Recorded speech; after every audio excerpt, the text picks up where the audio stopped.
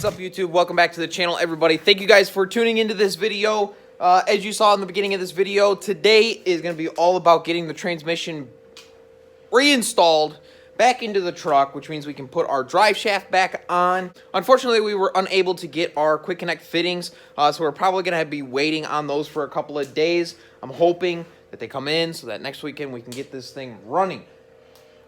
Off camera a little bit, we have batteries in the truck. We put the belt on, we put our lower radiator hose on.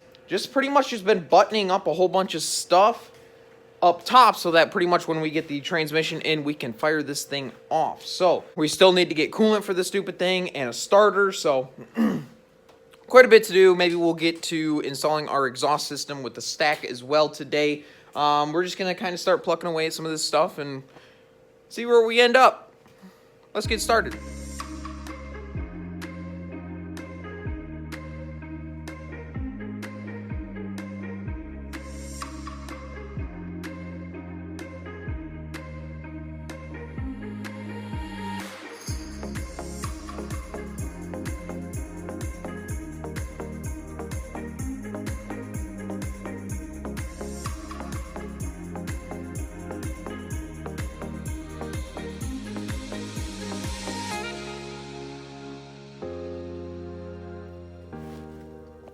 I apologize about the lighting, but as you can see, the transmission is back in.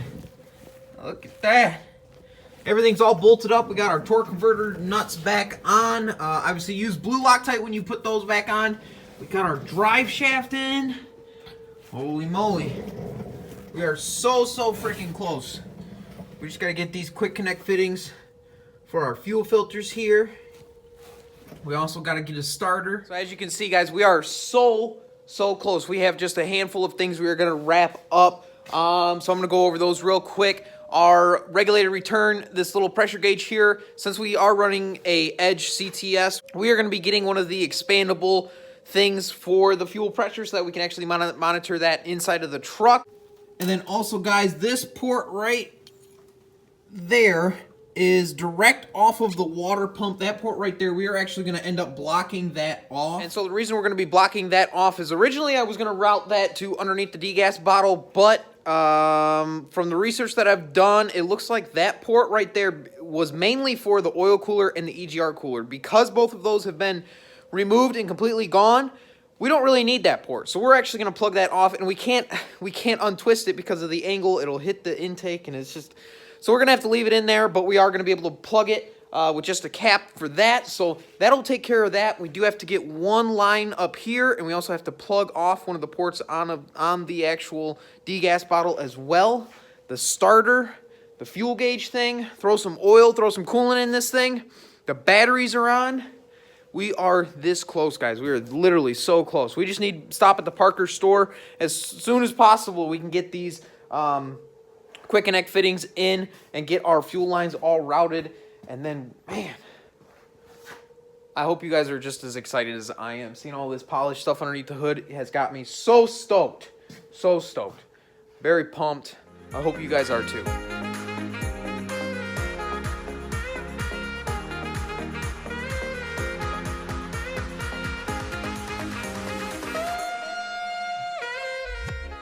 There is the part number for that. It actually came with a adapter. I believe this is 4-inch to 3.5-inch. In case you're planning on running a 4-inch downpipe to your stock exhaust, you can do it.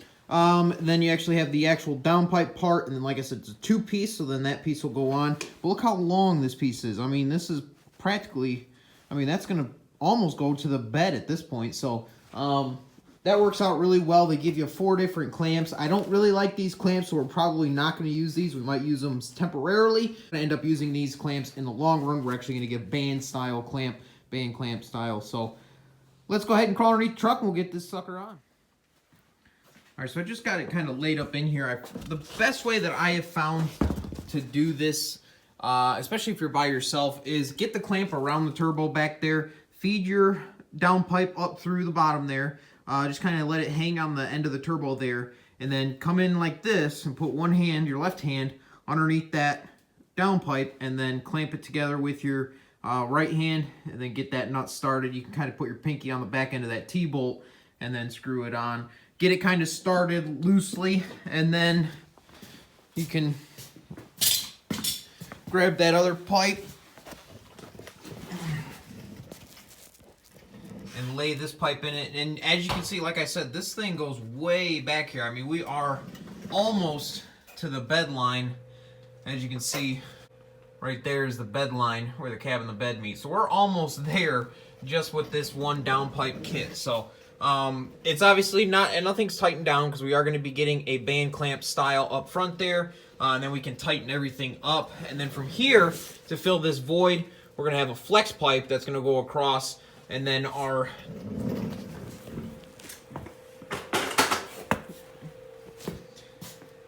stack here has a 90 at the bottom. So that just kind of gives you guys an idea of how the exhaust system is going to be ran. I'm probably going to just end up waiting until that flex pipe shows up, and then we'll get that installed, and that'll be in this video as well.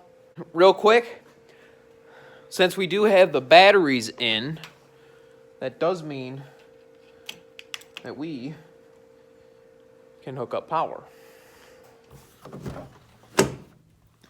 I've already determined that the fuel pump works, but I want to show you guys the headlights here. Look at that. So this kind of gives you an idea of the front end here with the LED headlights. One thing I wanted to mention too, this filter setup here, it just barely hits the grill, so we are going to probably trim that up a little bit. Look at that though. Those look good. Tail lights though, I guess I haven't looked at these. Ooh, it's gonna look good. Hope you guys are pumped. So this is actually a couple days later, guys. As you can see, we are dumping oil into the truck. It is actually super cold out right now. So we're probably gonna have to set that by the fire for a little bit so that we can get this warmed up a little more, so that we don't have to sit here all day and pour oil. So real quick, couple things off camera. You can see there we had to plug that fitting on the degas bottle. We got our hose installed, and then our plug for that fitting right there. Let me move this out of the way. That fitting right there, we have that all plugged off as well.